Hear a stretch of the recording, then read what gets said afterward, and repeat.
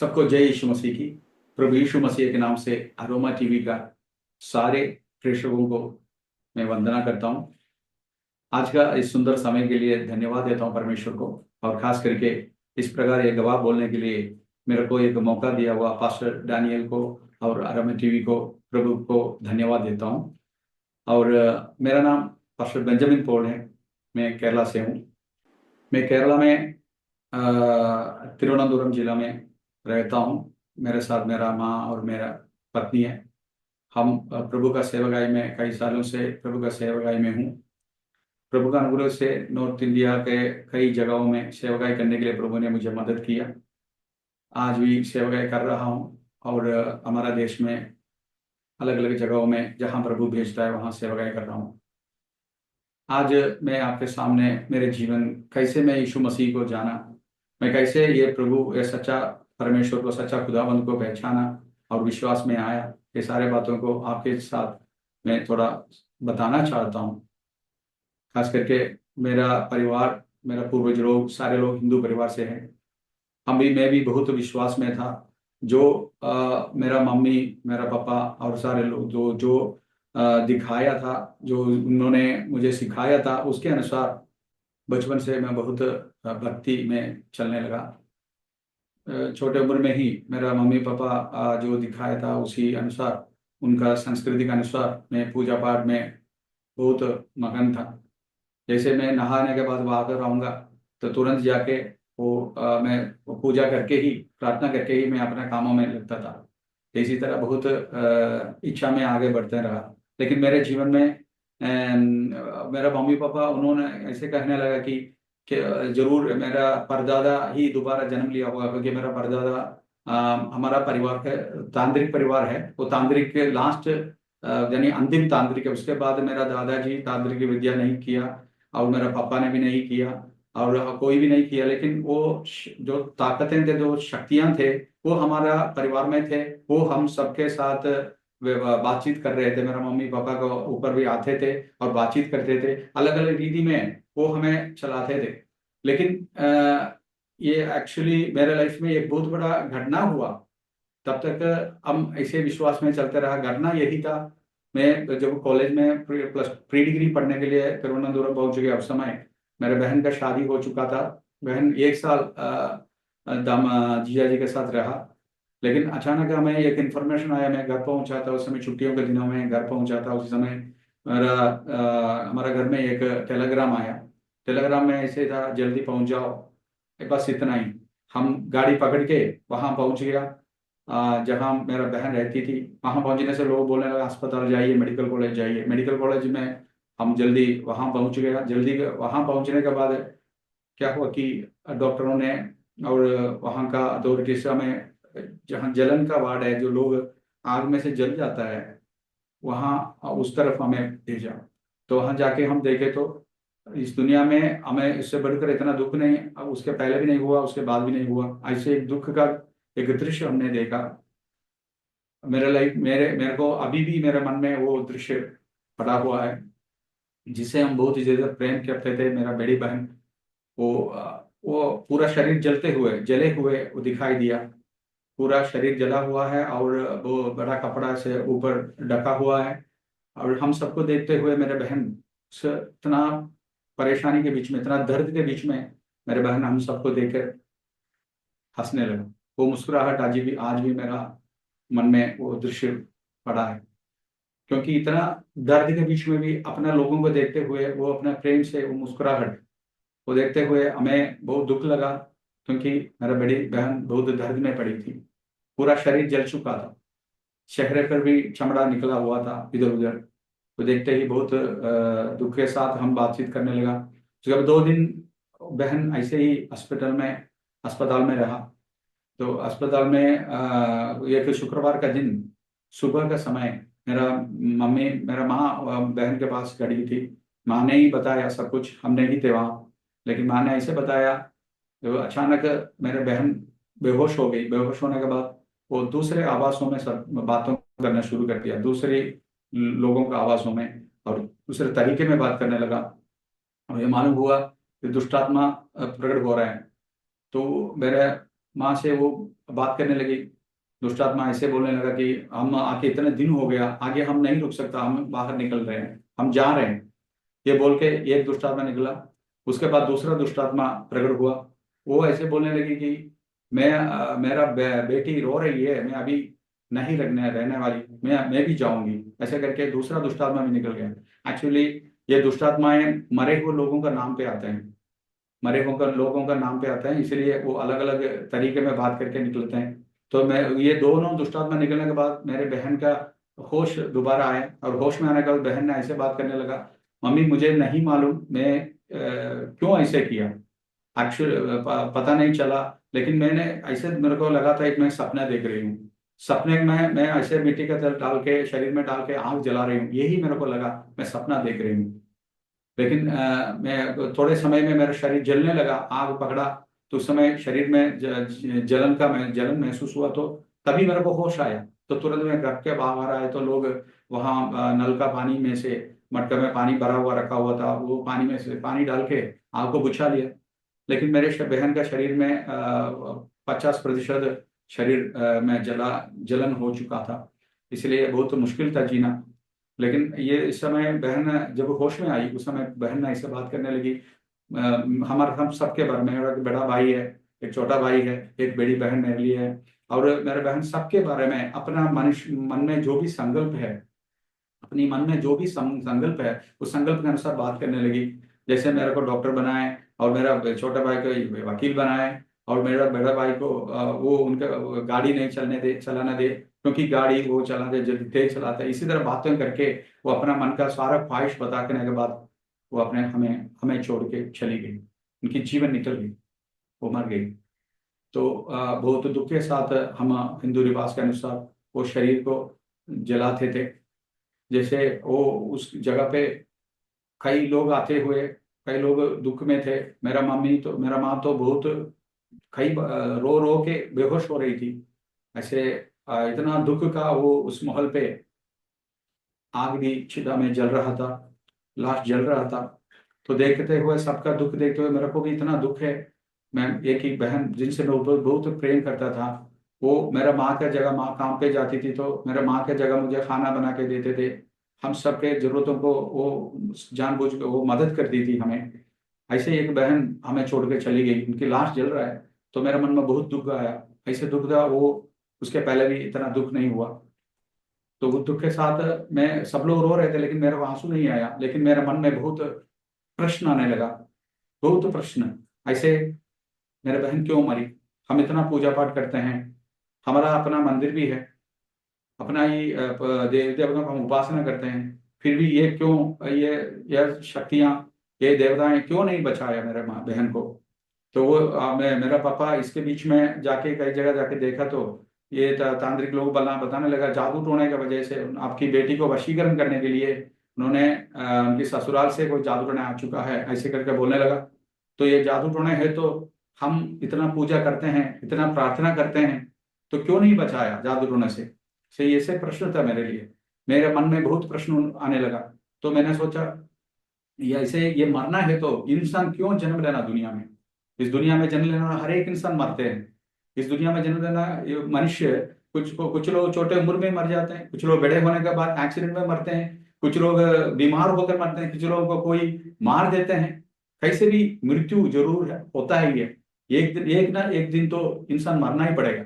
ऐसे है तो इस दुनिया में क्यों हम जन्म लिया, इसका मतलब क्या है, इसका मकसद क्या है। अच्छा, ऐसे मेरे मन में बहुत सोच आने लगा, और मैंने ये भी सोचा, हम मरने के पहले कहाँ से आए थे, हम मरने के बाद कहाँ जाएंगे। ये आत्मा है, हम सोचे, हम जानते हैं मनुष्य के अंदर एक आत्मा है, ये आत्मा ही शरीर छोड़ने से इंसान मर गया करके बताता है। इंसान फिर मिट्टी ही है, इंसान शरीर मिट्टी से मिलता है।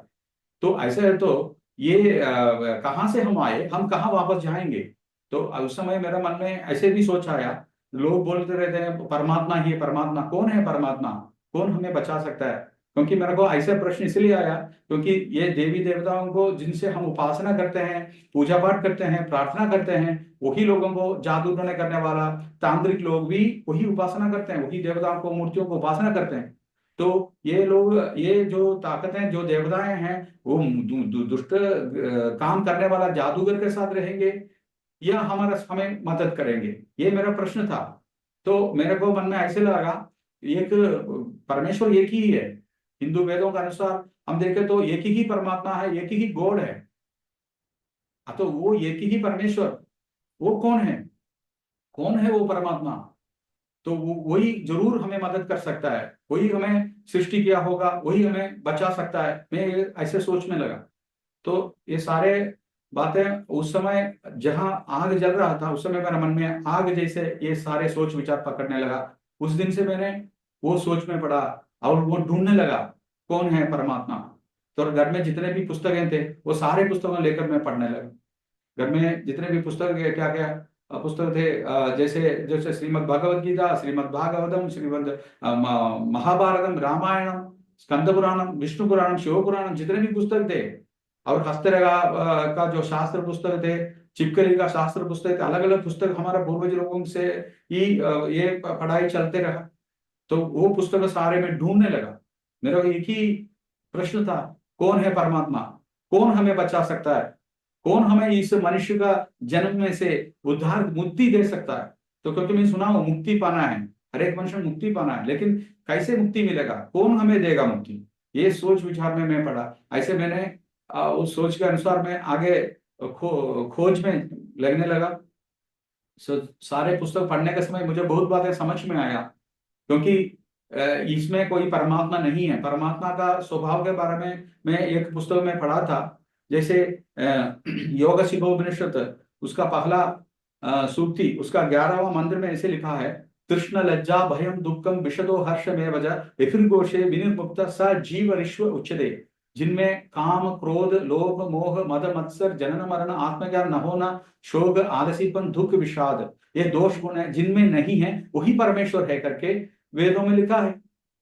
योग उपनिषद में हम ये लिखा हुआ है। तो मैंने उस डेफिनेशन को लेके मैं परमात्मा खोजने लगा। परमात्मा हो तो ऐसे होना चाहिए, उनका कैरेक्टर ऐसा होना चाहिए। जैसे जैसे इंसान है तो इंसान ऐसे होगा, इंसान का रूप ऐसे होगा, ऐसे एक डेफिनेशन जरूर होता है। कोई नहीं जानते, कोई नहीं सोचे, लेकिन सबको मन में यह डेफिनेशन जरूर है। यदि एक इंसान के सिर पे एक कोई सींग लगा हुआ तो हम जरूर बोलेंगे वो मनुष्य नहीं है और कुछ है। इसी तरह हम एक इंसान के मन में, इंसान के बारे में कोई तत्व है जरूर। वो तत्व के अनुसार हम देखें तो हमें मालूम होता है ये क्या है, ये चीज क्या है। जैसे पेड़ के लिए एक तत्व होता है, ये पेड़ कैसा होगा। इसी तरह हर बात के लिए एक अलग अलग सा तत्व जरूर होता है। इसी तरह हमने सोचने लगा परमेश्वर के बारे में ऐसे लिखा है योग शिखोपनिषद में, तो उसी के आधार पर उसी दिन से मैं परमेश्वर को, नहीं तो परमात्मा को खोजना शुरू कर दिया। परमात्मा है तो ऐसा होना चाहिए, जिनका क्या, जिनका स्वभाव ऐसा होना चाहिए, जिनका तरीका, काम करने का तरीका ऐसा होना चाहिए, जिनका शक्ति ऐसा होना चाहिए। ये बात को पहचान कर मैं खोज में लगने लगा। तो पुराना पुस्तक सारे पढ़ने लगा, लेकिन वहां कहीं भी परमात्मा का कैरेक्टर वाले किसी को नहीं मिला मेरे को। तो मैं मेरा खोज को और आगे बढ़ाया। ऐसे सोच रहे हो तो उस समय जो मुसलमान का कुरान के बारे में भी मेरे को जानकारी मिला, और कुछ हदीस के बारे में जानकारी मिला। मेरा मित्र लोग, मुसलमान मित्र लोग थे, उन लोगों से मैंने बातचीत किया और मैं उन लोगों से सारे जानकारी लेने लगा। तो मेरे को शुरू में ही मेरे को मालूम हुआ वहां भी परमेश्वर नहीं है, वहां भी परमेश्वर परमात्मा नहीं है। तो वहां से भी मैं अलग होके फिर मैं मेरा खोज आगे बढ़ने लगा। और उसके खोज के बीच में बहुत बातें मेरे को पता चला। जैसे श्रीमद् भगवद गीता 11वां योग, उसका 53वां श्लोक में ऐसे लिखा है, ना योगेन ना संगेन ना यज्ञासाक्य एवं विद्योद्रष्टावन असि मम यथ। तुम योग करो, दान धर्म करो, यज्ञ छड़ाओ। उसका भाव ऐसा है, तुम वेदों का अध्ययन करने से, सादगी आत्म संयम करने से, दान धर्म करने से और यज्ञ बलि चढ़ाने से, कोई भी अच्छे कर्म करने से भी कोई भी परमात्मा को देख नहीं सकता, ऐसे लिखा। तो मेरे को, मैं चकित हो गया, क्योंकि देखो हम इतना दान धर्म करने से भी, यज्ञ चढ़ाने से, वेद पाठ करने से भी कोई भी परमात्मा को नहीं देख सकता, तो इसके इसके लिए क्यों हम समय को व्यर्थ व्यर्थ करना। तो उस वो बात को छोड़ के मैं आगे बढ़ने लगा। तो मेरे को कुछ नया नया बातें समझ में आने लगा, क्योंकि परमात्मा ऐसे ये प्रपंच को, इस संसार को सृष्टि किया, जरूर सृष्टि किया, और मनुष्य को भी सृष्टि किया। वो सृष्टिकर्ता परमात्मा क्यों सृष्टि किया, इसका मकसद मैंने गीता में से समझ में आ गया। क्योंकि हर एक मनुष्य इस धरती में जन्म लेता है मुक्ति पाने के लिए। ये सच्चाई मैंने वहां से पा लिया, मोक्ष प्राप्ति करने के लिए। उस मोक्ष प्राप्ति हमें नहीं मिलेगा तो दोबारा जन्म होंगे करके वहां लिखा हुआ है। लेकिन ऐसे मुझे एक श्लोक मैंने पढ़ा था, उसमें ऐसे लिखा है, इंसान बार बार जन्म लेने से कोई फायदा नहीं। ऐसे श्लोक पढ़ने लगा, ऐसे उसमें लिखा है, पुनर्पि जनन पुनर्पि मरण पुनर्पि जनन जनन सदरे ये संसारे वासुदस्तुरे कृपावरे पाहि मौरे रे। ये श्लोक ऐसे लिखा है, बार बार जन्म लेना, बार बार माँ का गर्भ में आके जन्म लेना, बार बार मरना, इसमें से, इस कार्य से मुझे, हे परमेश्वर मुझे छुड़ा, ऐसे कर चिल्लाहट है, एक पुकार है। तो उसके उत्तर कहीं नहीं मिला, क्योंकि इंसान बार बार जन्म लेना ही पड़ता है, ऐसे करके मैं सुना था। लेकिन मोक्ष प्राप्ति कैसे, कब करेंगे, कैसे करेंगे, इसके बारे में बहुत मुश्किलात मेरे को महसूस हुआ। क्योंकि इंसान मोक्ष प्राप्ति करना है तो वो हठयोगी बनना पड़ेगा, नहीं तो उनका हमने पहले ही मैं सुना था, पहले मैं पढ़ा था, इसमें दान धर्म करने से, यज्ञ चढ़ाने से, तो सन्यासी बनने से भी मोक्ष प्राप्ति असंभव लग रहा है। तो कैसे ये इंसान मोक्ष प्राप्ति करेंगे, कैसे वो परमात्मा के पास वापस जा सकता है। तो इसके लिए मैं खोज में और भी आगे बढ़ने लगा। तो मेरे को बहुत बातें मेरे लाइफ में पता करने के लिए मौका मिला। तो उसके पहले मेरे जिंदगी में मैंने ऐसे एक घटना में निकलने निकलने लगा। कॉलेज में डिग्री में पढ़ने के लिए आया उस समय। तो कॉलेज पढ़ने का समय, वहाँ एक लड़का मुझे रैगिंग करने के लिए आया था। लेकिन वास्तव में वहाँ रैगिंग को वो मना करके रखा है गवर्नमेंट और कॉलेज अथॉरिटी, वहाँ मना किया है, रैगिंग किसी को भी नहीं करना चाहिए। लेकिन वो जानबूझकर मुझे परेशान करने लगा, और उस समय मैंने भी उनका सामना करने लगा, क्योंकि मैं उनका रैगिंग को स्टॉप करने के लिए उनको मना किया। तो वो मुझे किसी भी मुझे मारने के लिए योजना बनाया। तो मारने के लिए तो मैं भी सोचा, वो यदि मारेंगे मैं भी उन्हें वापस अटैक करूंगा, वही डिफेंड करूंगा मैं उनके खिलाफ। इसे सोच के मैंने भी एक हाथ में एक चाकू लेके चलने लगा। ऐसे एक समय में मेरे एक मित्र, एक मातचंद करके एक नाम का एक मित्र है, वो मित्र मुझे आके एक नया नियम का पुस्तक देके बोलने लगा, प्रिय बालन, आपके लिए हमें प्रार्थना करूंगा, आपका बड़ा परेशानी में आप चल रहे हो, इसलिए मैं आपके लिए प्रार्थना करूंगा, क्योंकि आपको ये परेशानी आपसे हट जाए।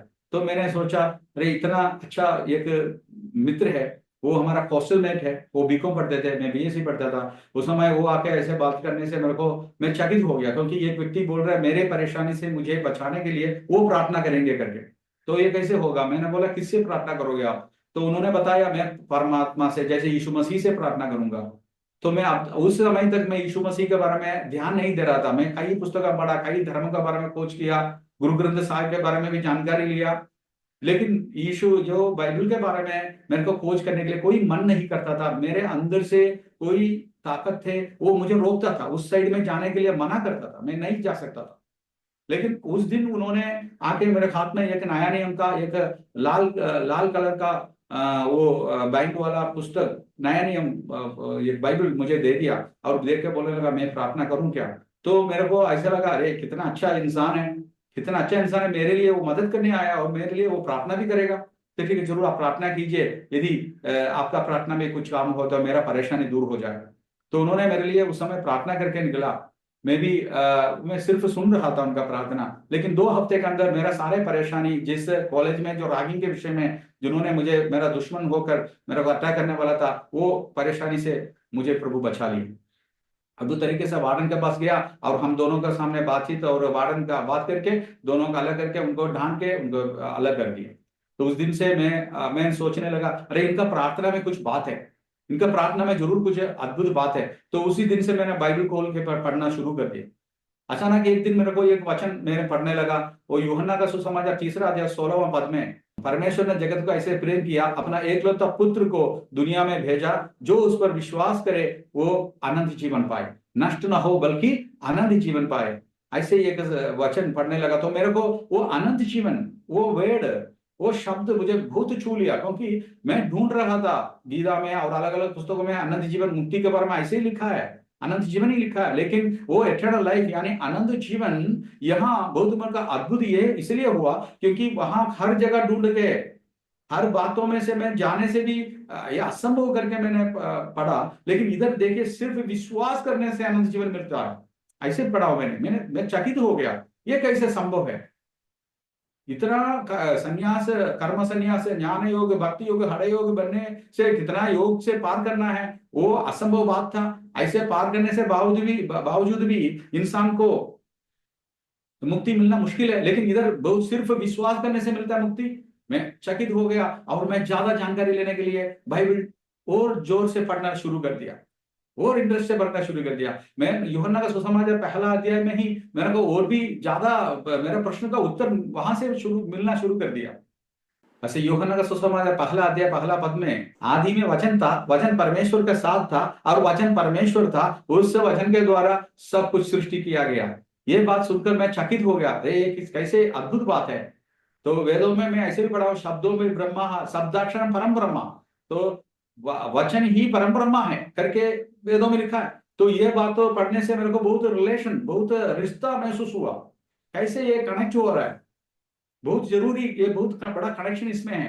तो मैंने उस ज्यादा पढ़ना शुरू कर दिया, उसमें से देखने से यीशु मसीह जो परमेश्वर का पुत्र है, जो वचन बोला जाता है, वो रोशनी है करके, वो रोशनी दुनिया में आ रहा, दुनिया को उद्धार के लिए। ये बात को पढ़कर और मैं चकित हो गया कि परमेश्वर ज्योति ही है, परम ज्योति ही कहते हैं परमात्मा को। तो ज्योति और उसमें से जो उजियाला है वो दुनिया में आया और मानव बनकर जिया और मानव का पापों के लिए बलिदान हुआ। ये सारे बातें वहां पढ़ने से मैं चकित हो गया, क्योंकि ये अद्भुत बात यह है, क्योंकि जैसे हम यीशु में विश्वास करने से हम पापों से छुटकारा पाते हैं और मुक्ति मिलता है, तो उसके पीछे बहुत बड़ा काम हो चुका है। यीशु मसीह ने बहुत काम कर दिया है दुनिया में, इसलिए हम सिर्फ विश्वास करने से बाकी तो पूरा हो जाता है, हमारे जीवन में आसानी से हमें मुक्ति मिल जाता है। तो वो बात को मैं समझा, तो मैंने को वो पढ़ने से मैं ऐसे चकित हुआ, क्योंकि इसमें ऐसा है कि हमारे पास भविष्य पुराण में लिखा है, ये कन्या के गर्भ में परमेश्वर का पुत्र जन्म लेगा करके भविष्य पुराण में भरत खंड में लिखा है।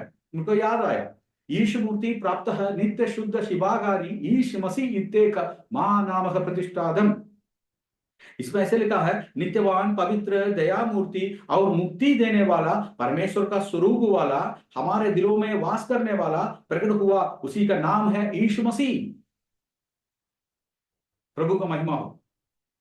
प्रियो, मुझे सुनने वाला प्रिय भाइयों बहनों, सच में जो यीशु मसीह के बारे में ये भविष्यवाणी में लिखा हुआ करके मैं चकित हो गया, क्योंकि जो हम यीशु के बारे में जो लिखा है, यीशु परमेश्वर का वो मसीह को धारण करके मनुष्य बनकर जिएगा, वो बात को असलियत में हम बाइबल में पाया था, क्योंकि बाइबल लिखने से, बाइबल यीशु मसीह जन्म लेने से पहले ही भविष्य पुराण है, भविष्यवाणी पुराना है, उससे भी पुराना है। तो कितना वो भविष्यवाणी कितना सच्चाई निकला। और उससे बढ़कर और भी एक बात है, उसी भविष्य पुराण में ही हमने पढ़ा था, भविष्य पुराण तीसरा भाग उसका दूसरा सूक्ति उसका 34वां मंत्र में ऐसे लिखा, ईश पुत्रम चमाम विदित कुमारी गर्भ संभवम म्लेच्छ धर्मस्य वक्ताराम मसीहु समागत। हालेलुया। इसका अर्थ यही है कि तुम जान लो कि परमेश्वर का पुत्र कन्या के गर्भ में जन्म लेंगे और वे पापियों को धर्म युक्त करने के लिए भविष्यद्वक्ता और मसीह के रूप में अवतार धारण करेंगे। हालेलुया। तो परमेश्वर का महिमा हो जाए, परमेश्वर को स्तुति हो, क्योंकि ये भविष्य पुराण में परमेश्वर का पुत्र कन्या के गर्भ में जन्म लेंगे करके वो स्पष्ट रूप में लिखा हुआ है। और कैसे जन्म लेकर अधर्मी यानी पापी लोगों को धर्मयुक्त बनाना, मतलब पाप से छुटकारा देकर वो स्वर्ग ले जाने के लिए, पाप से छुटकारा देकर उन्हें बचाने के लिए वो भविष्यद्वक्ता और मसीह के रूप में, यानी उद्धार करने वाला, छुटकारा देने वाला मसीह के रूप में वो आएगा, वो अवतार करेगा करके लिखा है। तो यशायाह का पुस्तक में भी वो बात के लिखा है, यीशु मसीह का जन्म के पहले 800 साल पुराना बात है। यशायाह का पुस्तक उसका 7वां अध्याय उसका 24वां पद में लिखा है, कन्या गर्भ लेगी, कन्या के गर्भ में मनुष्य रूप में परमेश्वर का पुत्र जन्म लेगा। बहुत बहुत रिश्ता मेरे को ऐसे महसूस हुआ जैसे पूरा बाइबल का पुराना नियम और नया नियम और पुराना वेदों से बहुत रिश्ता है उसमें। यदि हम वेद को सिर्फ वेद को खोजेंगे हम परमेश्वर को नहीं पाएंगे। वेद से हम बाइबल में आएंगे, उस वेद में जो लिखा है वो भविष्य पुराण में लिखा है, और वो बातों वो सच्चाई को हम यहाँ पाएंगे। इंसान सच में है ना, हर एक इंसान खोज में रहना चाहिए। जो हमें मिला, मेरा मम्मी पापा जो सिखाया जो बताया उसमें ही मैं डूबे रहे तो मैं कभी भी यीशु मसीह को जो सृष्टिकर्ता परब्रह्मा को पहचानता नहीं था। लेकिन वो खोज में आने के लिए मेरे को बहुत बड़ा नुकसान को पाना पड़ा, बहुत बड़ा दुख में आना पड़ा। मेरे बहन को उनका मृत्यु, वो दुख, वो दर्द, वो हमें खोज में निकाले। ये सच है। इंसान जब सब कुछ खुशी है, सब कुछ आराम से चलता है तो कभी भी वो परमेश्वर को नहीं खोजते। सब कुछ आराम से पैसा मिला और सारे चीज अच्छा चल रहा है तो उनको परमात्मा को खोजने की क्या जरूरत है। लेकिन सच ये बोल रहा हूं मैं, यदि ये बात सुनने वाला कोई भी आपके जीवन में कोई दुख है, दर्द है, कोई कष्ट में चल रहे हो तो जरूर आपको यीशु मसीह का आवश्यकता है। आपको परमेश्वर का पाने के लिए एक मौका मिलने वाला है। आप ढूंढो तो आप जरूर मिल पाओगे। प्रभु को धन्यवाद कहता हूं। ऐसे इतना बड़ा बातें मैं समझ लिया और यीशु मसीह के बारे में बहुत अद्भुत बातें मेरे को पाने लगा, क्योंकि ऐसी इसी दुनिया में जितने भी मैं अवतारों के बारे में पढ़ा हूं, इतने लोग देवी देवताओं के बारे में पढ़ा हूं, लेकिन उससे बिल्कुल हटकर जो तत्व है, जो मैंने बोला था योगेश को उपनिषद में जो तत्व है परमेश्वर के बारे में, जो परमात्मा के बारे में तत्व है, वो तत्व पूरी तौर से यीशु मसीह में ही पूरा होता था। क्योंकि यीशु मसीह का स्वभाव, यीशु मसीह का जीवन, यीशु मसीह का उपदेश, यीशु मसीह का कर्म, यीशु मसीह का अद्भुत काम है, ये सब कुछ मिलकर देखे तो वही परमात्मा का ही है। वही परमात्मा है, मनुष्य बनकर आया।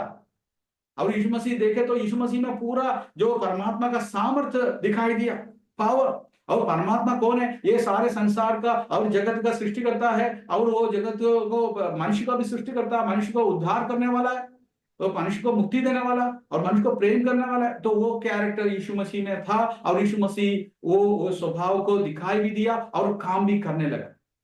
और यीशु मसीह को देखने से यीशु मसीह में क्या है, वो परमात्मा का पूरा क्वालिटीज दिखाई दिया। ये कैसे? तो वेद में भी उसमें पूरा बातें बता रहा है। वेद में ऐसे ईश्वास उपनिषद में शांति भजन पढ़ने से ऐसे पढ़ते हैं शांति भजन। ओम पूर्णमथ पूर्णमिधम पूर्णद पूर्णमुदच्यते पूर्णस्य पूर्णमादाय पूर्णमेवावशिष्यते। ओम शांति शांति शांति। ये शांति भजन का भाव ऐसे है कि वो परिपूर्ण है, यानी परमात्मा परिपूर्ण है और ये भी परिपूर्ण है, अवतार भी परिपूर्ण है। परमात्मा परिपूर्ण है, उसका अवतार भी परिपूर्ण है। परिपूर्ण से परिपूर्ण आने पर भी परिपूर्ण वहां रहता है। प्रभु को धन्यवाद। मतलब परमात्मा मनुष्य का रूप धारण करने के बाद भी परमात्मा वहां स्वर्ग में भी है, इस धरती पर भी है। यही परमात्मा का कमाल है, यही परमात्मा का अद्भुत क्रिया है। हालेलुया। तो और वो परिपूर्ण आने पर भी परिपूर्ण वहां रहता है। तो इसमें इसलिए हम ये बात स्पष्ट रूप से बता सकते हैं। ये कुछ लोग बोलते हैं यीशु मसीह और पिता अलग है, यीशु मसीह अलग है और पवित्र आत्मा अलग है, तो तीन तीन खुदा है क्या, तीन परमेश्वर है, ये कैसे परमात्मा बनेगा? लेकिन ये सच्चाई ये है, यीशु मसीह ने और परमात्मा मनुष्य रूप धारण करने के बाद भी परमात्मा वहां भी है। तो ये परमात्मा ही कर सकता है, ये अद्भुत कार्य है। लेकिन ये तीनों एक ही है, ये सच है। जैसे इंसान का अंदर भी, हम इंसान बोलते हैं, हम बाहर एक शरीर है, हम अंदर एक मन भी है, उसके अंदर एक आत्मा भी है। मनुष्य भी तीन किस्म का अलग है। जब ऐसे तांत्रिक लोग भी करते थे पुराना जमाने में, मैंने सुना हूं। और मेरा तांत्रिक पूर्वज लोग वो शरीर छोड़ के बाहर निकल के घूम के आते थे आत्माएं। ये कैसे हो सकता है? तो इंसान एक बोलता है, वो इंसान के अंदर जैसे इंसान तीन हिस्सा लग रहा है, इसी तरह परमेश्वर वो चाहे तो एक ही समय पर तीन अलग अलग जगहों में दिखाई दे सकता है, लेकिन वो एक ही है, जाके पिता पुत्र पवित्र आत्मा। प्रभु को धन्यवाद हो। तो ये अद्भुत हम इसलिए हुआ, परमेश्वर का पूरा स्वभाव, पूरा पावर, सामर्थ यीशु मसीह में दिखा दिया। जैसे यीशु मसीह मरे हुए को जिंदा किया, ऐसे कौन कर सका आज तक दुनिया में? यीशु मसीह के नाम पे अभी बहुत लोग जिंदा हो रहे हैं, मरे हुए जिंदा होकर मैं गवाह सुनाऊं। मेरे जीवन में भी ऐसे हुआ। एक बार मेरे घर के सामने तमिलनाडु में एक हमारा घर था, उसके घर के सामने एक एक्सीडेंट हो चुका, हमें नहीं मालूम था, लेकिन बहुत आवाज सुनने लगा, बहुत आने लगा, रात के समय है, 8 बजे 9 बजे हो गया। तो उस समय एक हमने जाके देखे तो एक बंदा बाइक बाइक से गिरा हुआ है, और एक बड़ा मोटा सा और तकड़ा एक आदमी है, लेकिन वो बिल्कुल वो मर गया, मतलब उनका होश नहीं। पानी डाल रहे हैं, ऊपर डाल रहे हैं, और कुछ लोग नाक को पकड़ के देख रहे हैं, सांस नहीं आ रहा है, वो मर गया। से लोग सोचकर किसी ने लाश को छूने के लिए डरते हुए लोग ऐसे अलग अलग जगहों में खड़े हैं, लेकिन कुछ लोग चूहे टच करके लोग डर गए, अरे ये मर चुका है। 15 मिनट 20 मिनट हो गया, गाड़ी इधर उधर रुका हुआ है। मैंने वहां जाके देखे तो उस समय मेरे अंदर पवित्र आत्मा बात करना शुरू करता था, ये यीशु मसीह आने के बाद का बात कह रहा हूं। लेकिन वो जैसे मैंने मन में प्रभु बात किया, उनको किनारे पे करने के लिए बोलो, तो लोगों से मैंने बताया देखो इनको उठा के किनारे पे लेटा दो, तो लोग ऐसे करने लगा। तो तुरंत आत्मा मेरे से बात किया और बोलने लगा, उनके छाती पर हाथ रख के बोलो उठो। बस इतना ही बोलने के लिए बोला। मैं अद्भुत मेरे जीवन में ऐसे हुआ प्रियो, मैंने उनका शरीर को छुआ तो उनका शरीर पूरा एकदम ठंडा हो चुका है, क्योंकि 15-20 मिनट तक वो लेटा हुआ है, उनका सांस रुक गया है, एकदम वो मर गया है। लेकिन प्रभु ने बोला उनका छाती पर हाथ रखकर उठो बोलने के लिए, मैंने ऐसे ही एक शब्द ही बोला उठो, बस तुरंत वो एकदम चीख मारते हुए वो जिंदा हो गया। इसी तरह कितना अद्भुत गवाहियां दुनिया पूरा चल रहा है, दुनिया पूरा हो रहा है अभी। हालेलुया, प्रभु का धन्यवाद। तो यीशु मसीह मरने वालों को जीवित कर सकता है, मरे हुए को जीवित भी कर सकता है, और क्योंकि वो जीवन का अधिकारी है, क्योंकि वही सृष्टि करता है।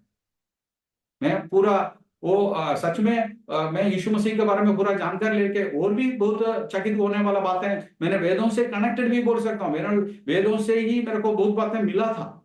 जैसे हम ये बोलते हैं ऋग्वेद में गायत्री मंत्र हम बोलते लगा। वो गायत्री मंत्र का अर्थ उस समय मेरे को पूरा मालूम नहीं था, लेकिन जब मैं खोज के समय गायत्री मंत्र का अर्थ भी मैंने पाया, देखा, समझ लिया, तो यीशु मसीह में आने के बाद जो गायत्री मंत्र हम बोलते थे, वो गायत्री मंत्र के असली अधिकारी यीशु मसीह है करके मेरे को समझ में आ गया। देखिए अब मैं वो पढ़ के देखूंगा। ओम भूर्भुवस्वः तत्सवितुर्वरेण्यं भर्गो देवस्य धीमहि धियो यो नः प्रचोदयात्। इसका अर्थ है हमारा बुद्धि को प्रेरित करने वाला, हृदयों में मशहूर और दयोतवान जगत का सृष्टिकर्ता परमेश्वर संवजनीय महिमावान को ही हम ध्यान करेंगे। तो इसमें लिखा है हमारा बुद्धि को प्रेरित करने वाला, किस बात के लिए? मुक्ति के लिए, मोक्ष प्राप्ति करने के लिए, इस जन्म के बारे में और मृत्यु के बाद क्या जीवन, इसके बारे में सब कुछ हमारा मन में एक खोज का समझ और आशा इच्छा सब कुछ परमेश्वर ही डालते हैं। और हृदयों में मशहूर और दयावान, ऐसे कौन था दयालु? यीशु मसीह के जैसे दयावंत परमेश्वर कौन था? कोई अवतार में भी नहीं है। यीशु मसीह सबको बचाने आया। यीशु को मारने वाले के लिए भी यीशु मसीह क्रूस पर प्रार्थना किया। ऐसे दुनिया में कौन किया? कोई नहीं किया, यीशु मसीह के सिवा कोई नहीं किया। और वो दयालु है, परम दयालु, दयोत्तमान और जगत सृष्टिकर्ता परमेश्वर। वो तो मैंने चकित हो गया। ये मेरा लाइफ में ये भी एक गवाही है। मैं जब जम्मू कश्मीर में सेवा करता था, वहां जिस घर पे मैंने शुरुआत में फर्स्ट सेवागाई करता था, वो जगह में जम्मू इलाका है, जम्मू इलाका में है, सतैनी है नाम है। उस नाम पे गांव में मैं सेवा करता था, जहां वो एक घर पे एक ब्राह्मण पंडित परिवार का घर में ही ऊपर का कमरे में मैं प्रार्थना करता था। उस समय उस वहां का बेटा वो 3 बार एग्जाम फेल होके ये SSLC पास नहीं किया उन्होंने, लेकिन वो मुझसे आके बोलने लगा मेरे लिए प्रार्थना करो। मैंने बोला प्रार्थना करूंगा, तुम यीशु को विश्वास करोगे तो प्रार्थना जरूर तुम्हारे जीवन में सफल हो जाओगे तुम। तो उन्होंने बोला कैसे, यीशु मसीह कौन है? मैंने बोला तुम जो गायत्री मंत्र बोल रहे हो वो यीशु मसीह के बारे में, सिर्फ वो जान लो, मैं जो बोल रहा हूँ ये जगत का सृष्टिकर्ता परमेश्वर वही यीशु मसीह है, वो मुझे बचाए। तो बस उन्होंने दूसरा दिन वो हमेशा रीति रिवाज के अनुसार वो भी नहा हुआ के आके प्रार्थना कर रहा था, वो गायत्री मंत्र बोल रहा था। तो बोलने के समय अचानक उन्होंने मुझे बताया, वो गवाही ऐसा है कि एकदम वो गायत्री मंत्र बोल के पूरा होने का समय एकदम उनका आंखें वो दर्शन देख रहे हैं। दर्शन ऐसा है, उस दर्शन में वो बिल्डिंग का जो ऊपर का छत नहीं दिखाई दे रहा है, उनको आसमान दिखाई दिया, और आसमान में बादलें दिखाई दिया, बादलों को ऊपर एक रोशनी दिखाई दिया, रोशनी में एक व्यक्ति चल रहा था। वो व्यक्ति बोल रहा था, जिस जो मंत्र तुम बोल रहे हो वो मेरे बारे में है। और वो बोल रहे हैं उस व्यक्ति पूरा पूरा उजियाला था, पूरा रोशनी से भरा हुआ था। तो सच में वो लड़का का नाम मैं भूल गया, और वो लड़का एकदम वो चकित हो गया, डर गया, ये क्या मैं देख रहा हूं। तो वो मुझसे आके बताने लगा, मैं ऐसे देखा। तो मैंने बोला, तुम सौभाग्यशाली है, तुमने यीशु मसीह का दर्शन देखे हो, क्योंकि सबको नहीं मिलता ये दर्शन, तुम्हें मिला। तुमने सच्चे दिल से, मैंने जैसे बताया उसी तरह मैं तुमने खोज किया तो तुम्हें दर्शन मिला। तो उस लड़का ने वो मान लिया, और उनके लिए मैंने प्रार्थना किया। वो अद्भुत तरीके से उस बार जो 3 बार लिख के एसएलसी फेल है, वो इतना बुद्धि समझ नहीं है उनका, कई प्रॉब्लम है उनको, लेकिन वो अद्भुत तरीके से उस बार एग्जाम में पूरा पास हो गया। तो प्रभु का धन्यवाद कहता हूं। प्रिय भाइयों बहनों, तो इसे सच्चे दिल से जो कोई खोजेगा, सच्चे दिल से जो परमात्मा कौन है, यदि मुझे कोई परमात्मा है तो मुझे बताओ, मुझे दिखाओ, मुझे मेरे समझ में दे दो, मेरे को परमात्मा के बारे में जानना है, ऐसे का सच्चे दिल से कोई भी पुकारे, यीशु मसीह ही उनको दर्शन देगा। ये सच है। तो परमेश्वर का महिमा हो। तो यीशु मसीह के बारे में और भी बहुत बातें हैं। यीशु मसीह रोशनी बनकर आया, और यीशु मसीह उजियाला है, और वेदों में यीशु मसीह के बारे में स्पष्ट रूप से बहुत बातें, मतलब 2-3 श्लोक भी मैं बता करना चाहता हूं, क्योंकि वो बहुत जरूरी है। क्योंकि हम सोचते हैं हिंदू धर्म में, वेदों में सिर्फ वो अलग अलग बातें लिखा है, लेकिन वेदों में सच्चाई छुपा हुआ है, वेदों में सच्चा परमेश्वर का जानकारी पड़ा हुआ है। लेकिन उसके बारे में मैं आपसे बताना चाहता हूं। ऐसे लिखा है श्वेताक्षर उपनिषद में, तीसरा सूक्ति, उसका 10वां मंत्र में ऐसे लिखा, तदो यदुत्तरम तदरूप मनामयम या यदद्विदुर्मृतास्ते भवन्ति अथेतरे दुःखमेवा पियन्ति। इसका भाव ऐसा है, उस महापुरुष ने दुनिया को इतना जीत लिया है कि उनके रूप में कोई भी शोक नहीं है, दुख नहीं है, क्योंकि प्रसन्न भाव, खुशी और आनंद है परमेश्वर में। परमेश्वर का चेहरे में वही दिखाई देगा जो आनंद दिखाई देगा। जो परमेश्वर का दर्शन देखता है उनमें ऐसे एक अद्भुत आनंद आएगा, वो बोलने के नहीं है, बोल नहीं सकता, ऐसे आनंद मिलेगा। तो वो उसमें कोई शोक नहीं। और जो उस महापुरुष को जानते हैं, और जो उस महापुरुष को जानते हैं वही आनंद जीवन पाते हैं। हालेलुया। तो उनको न जानते हैं, जो लोग उनको नहीं जानते हैं, उनको जरूर दुखी होना पड़ेगा। ये वेद में लिखा है, उपनिषद में लिखा है, इतना साफ साफ सारे बात है। तो वो उस महापुरुष का जानना मतलब यीशु मसीह के बारे में पूरा जानकारी लेंगे तो हम विश्वास करेंगे। तो विश्वास कर दिया तो सच में हमारा उद्धार का मार्ग में हम आ चुका है। यही है। उसमें एक और श्लोक है, उसी श्वेताक्षरोपनिषद में तीसरा सूक्ति में 12वां मंत्र में ऐसे लिखा है, महान प्रभु वही पुरुष सत्य स्वेश प्रवर्तक सुनिर्मला मीमा प्राप्ति मिशानो ज्योतिर्वेय। यह पुरुष वास्तव में महाप्रभु है। हालेलुया। यह पुरुष वास्तव में महाप्रभु है, नियुक्त किया गया है, और वही शाश्वत प्रकाश है, और अत्यंत पवित्र, वह मोक्ष पाने के लिए हम सबके मन को मोहता है। प्रियो, हमें मोक्ष प्राप्ति के लिए हमारा मन को मोहता, हमारा मन में चाहत और इच्छा डालने वाला वो परमेश्वर है। क्यों ये मोक्ष प्राप्ति के लिए इंसान का मन में क्यों ये ऐसे चाहत डालता है? क्योंकि वो मोक्ष प्राप्ति में हम उस परमेश्वर यानी परमात्मा का पास ही मिलने वाले हैं। तो हमें वापस दोबारा अपने पास लेने के लिए कौन चाहेगा? जिन्होंने हमें सृष्टि किया, जिन्होंने हमें इस दुनिया में भेजा, वही चाहेगा हमें दोबारा वापस पाने के लिए। तो ऐसे सोचने से हम सोचेंगे, अरे क्यों इस दुनिया में ऐसे वापस पाने के लिए मनुष्य को जन्म देना है, तो इधर इतना कष्ट उठकर क्यों हम जन्म लेना है, इस तरह जीना है, ये कष्ट का जरूरत नहीं था ना। वैसे ही हमें जन्म नहीं देते तो प्रमुख परमात्मा के पास ही हम जी सकता था। ऐसे नहीं है। इसका असलियत यह है, इंसान को क्यों इस दुनिया में जन्म, इंसान क्यों जन्म ले रहे करके मेरा एक प्रश्न था, उसका उत्तर मेरे को मिला।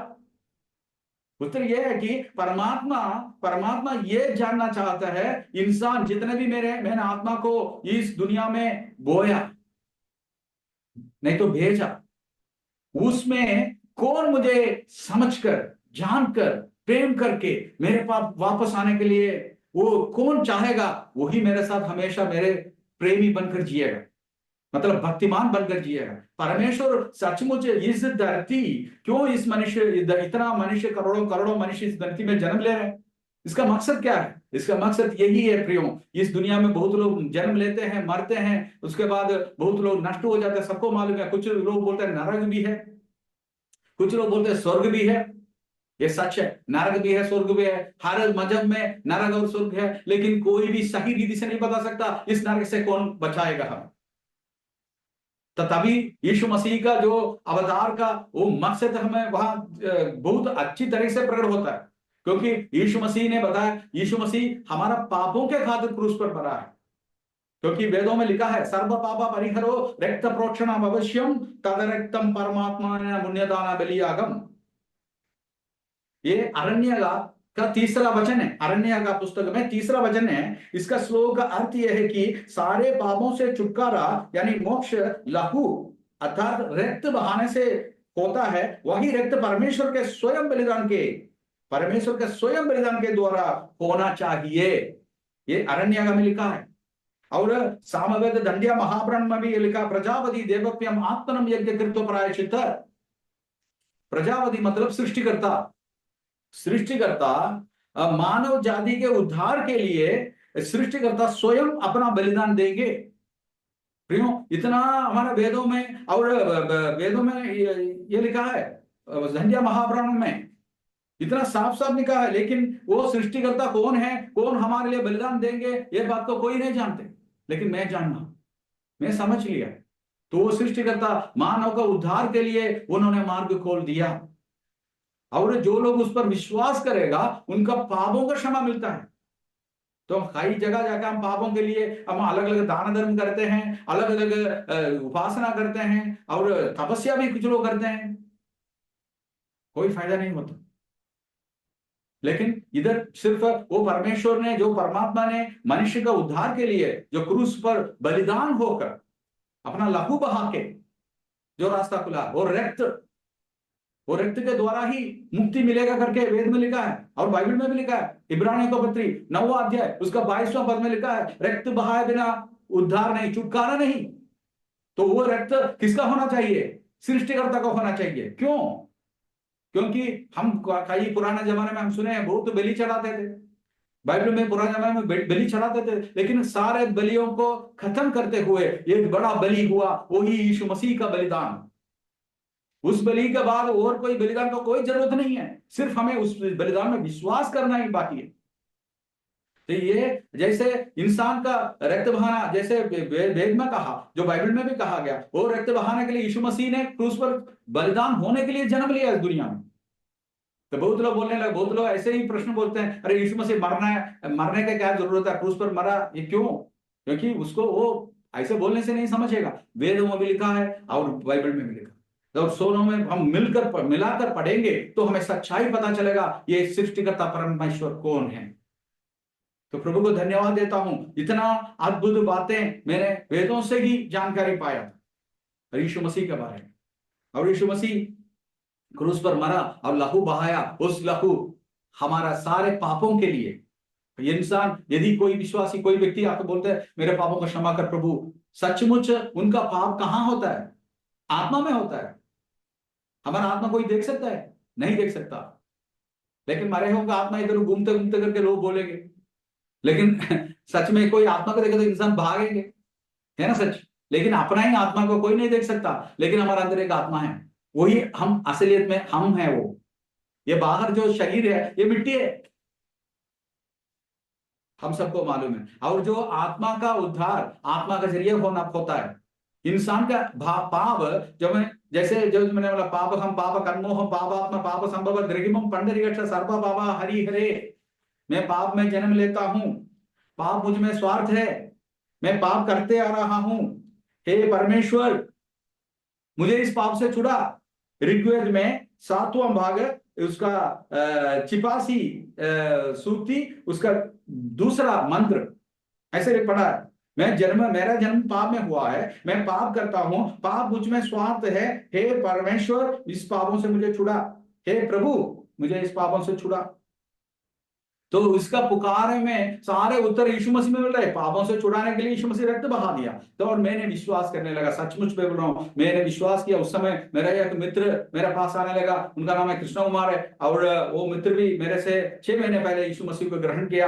वो मुझे अचानक प्रभु ने मुझे हम दोनों को मुलाकात करवाया, हम दोनों ने बातचीत किया, मेरा प्रश्न को उनसे पूछा, वो भी बाइबल से कुछ बताया, और वो पास्टर के पास लेके गया, पास्टर ने भी मुझे कुछ बातें बताया, मेरा प्रश्न का उत्तर सारे बाइबल से नहीं मिला।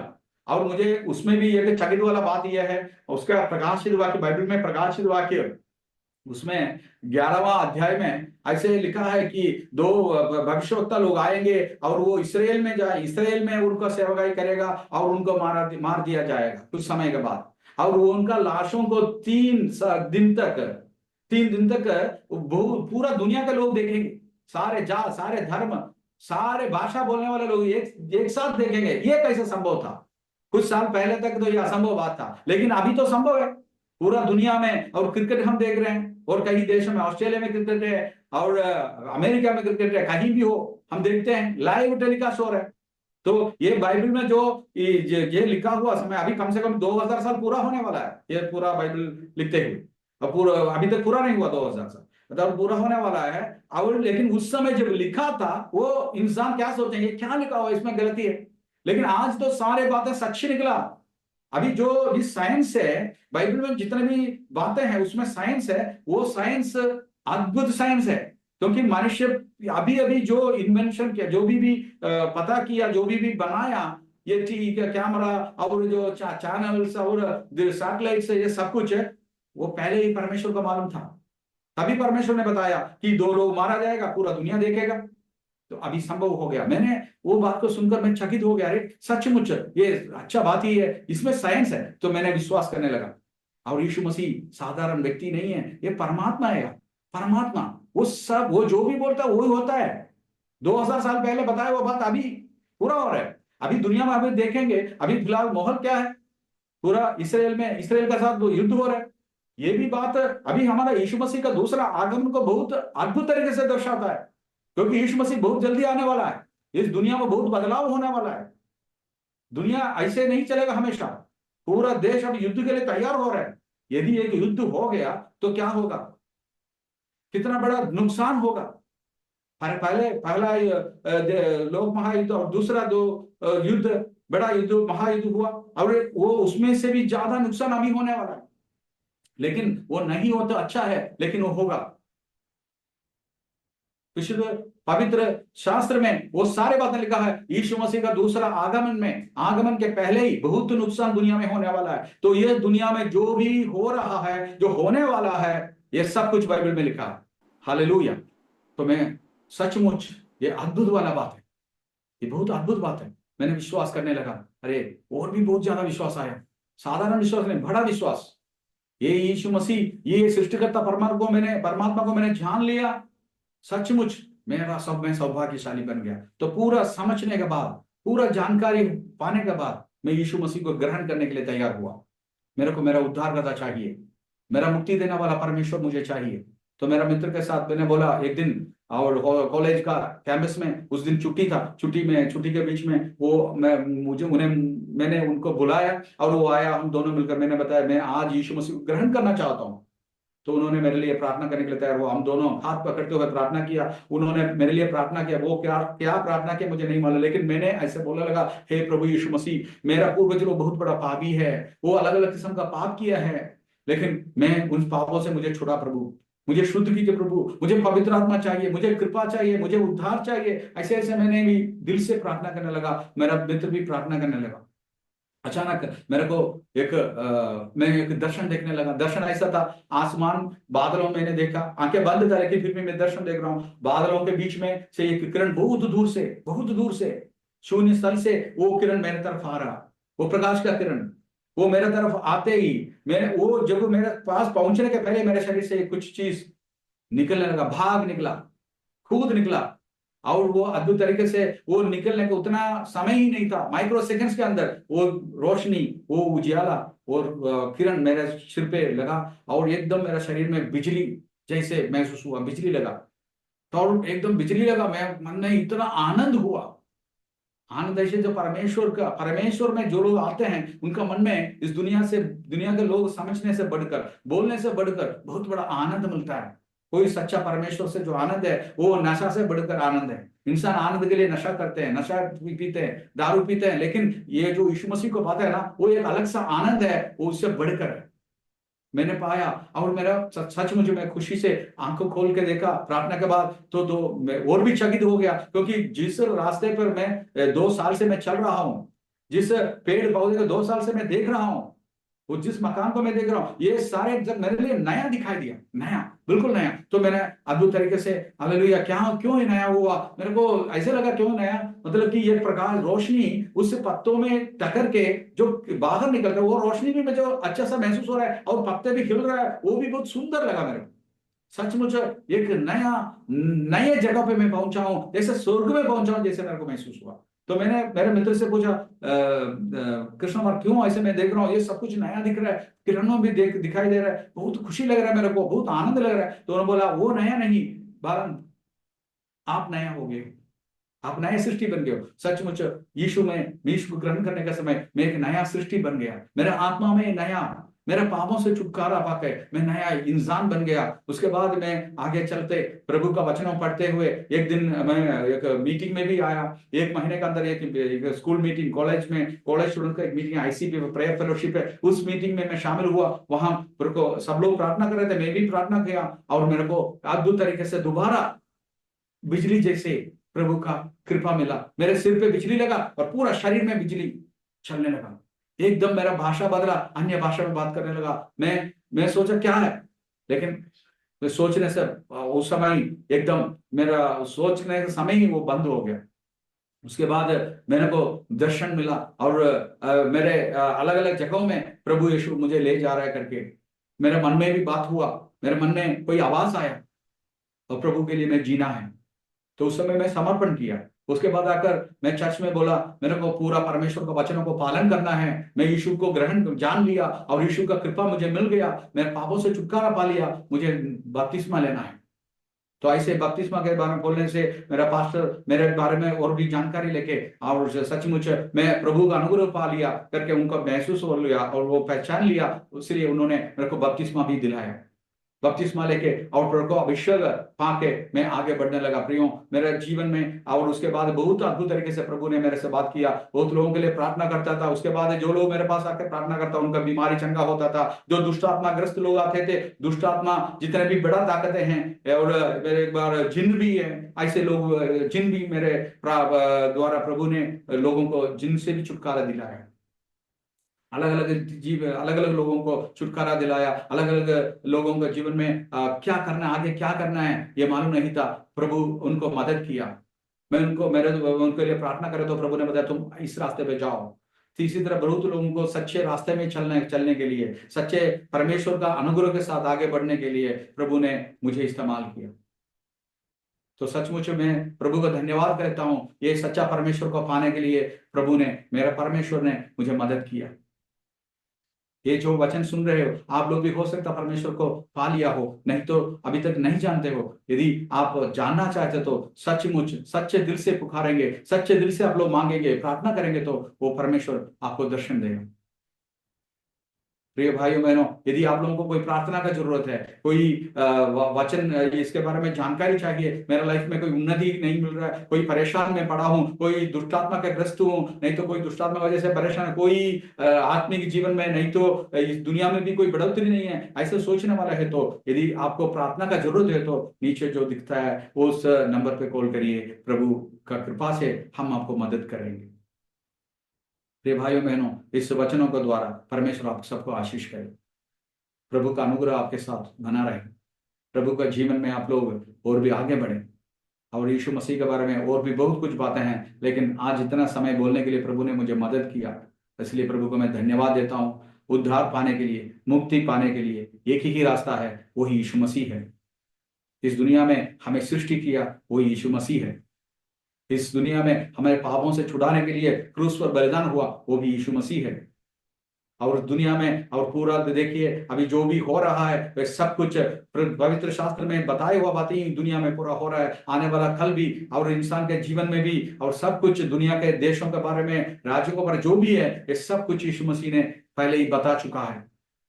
और अभी सिर्फ इंसान उस मुक्तिदाता सृष्टिकर्ता परमेश्वर को पहचाने और मुक्ति पाना है। उसके सबके लिए जो लोग अभी तक मुक्ति नहीं पाया, ये वचन सुन रहे हो, उनके लिए मैं प्रार्थना करता हूं। जो लोग मुक्ति पा लिया वचन को प्राप्त करने के बाद भी उनके जीवन में कोई परेशानी है, उनके लिए भी मैं प्रार्थना करूंगा। इस समय हम आंखें बंद करें, हम प्रार्थना करेंगे। हालेलुया। धन्य तेरा नाम, धन्य तेरा नाम, धन्य तेरा नाम। सर्वशक्तिमान स्वर्गीय परमपिता परमेश्वर, प्रभु यीशु मसीहा के नाम से हम आपकी शरण में आ रहे प्रभु। प्यारे पिता, सुंदर समय के लिए मैं धन्यवाद देता हूं। आपने अद्भुत तरीके से परमेश्वर, अद्भुत तरीके से हमें छुड़ाया, हमें बचाया। आज आपकी नाम की गवाह के लिए गवाह बनकर आपकी नाम में प्रभु जी हम प्रार्थना कर रहे हैं परमेश्वर। खास करके प्रभु जी ये शब्द सुनने वाला प्रभु जी बहुत प्रभु जी हालेलुया आपके बच्चे हैं प्रभु, और वो अलग अलग परिस्थिति में से वो गुजर रहे होंगे, वो अलग अलग परेशानी से वो लोग अलग गुजर रहे होंगे, अलग कष्ट दुख दर्द से प्रभु जी वो लोग परेशान होंगे। लेकिन परमेश्वर आज का दिन ये शब्द सुनने वाला सबको, इस प्रार्थना सुनने में, प्रार्थना में शामिल होने वाले सारे व्यक्तियों को प्रभु जी, चाहे छोटे भी हो, बड़े भी हो, बच्चा भी हो प्रभु जी हालेलुया, बुजुर्ग भी हो, उन सबों को छू लीजिए परमेश्वर यीशु मसीह के नाम से। उनकी तन मन आत्मा के अंदर जो भी प्रभु जी हालेलुया पाप है, पाप का प्रभु बंधन है, श्राप है, श्राप का बंधन है, यीशु मसीह के नाम से टूट जाए। यीशु मसीह के लहू से प्रभु जी हर एक आत्मा को छू लीजिए और शुद्ध कीजिए, पवित्र कीजिए प्रभु जी, ताकि हर आत्मा जो व्यक्ति प्रभु जी हालेलुया ये शब्द के साथ मिलकर मुझे भी छुटकारा चाहिए करके मांगते हैं, उनके जीवन में इसी समय छुटकारा मिले, इसी समय उनको प्रभु का पवित्र आत्मा छुए और शुद्ध करे, पवित्र करे और चंगाई दे प्रभु जी। और हालेलुया उनका जीवन को प्रभु जी और भी प्रभु जी आशीष के साथ, अनुग्रह के साथ आगे बढ़ने के लिए मदद कीजिए। उनके जीवन में प्रभु जी हालेलुया हर एक दुष्ट आत्मा से, हर एक प्रभु दुनिया का पाप बंधनों से, जादू टोने से प्रभु जी, दुष्ट बुरे नजर से, बुरे दो लोगों का श्रापों से उन्हें बचाकर, संभाल कर, आशीष करके मुक्ति के मार्ग में ले आइए परमेश्वर। और मोक्ष प्राप्ति देने में पाने के लिए हर इंसान के जीवन में आपकी पवित्र आत्मा उंडेरिए और पवित्र आत्मा अभिषेक पाकर आत्मा में जीने के लिए, आत्मा में चलने के लिए, आत्मा में प्रभु जी प्रार्थना करने के लिए हर आपके बच्चों को प्रभु जी संतान को मदद कीजिए।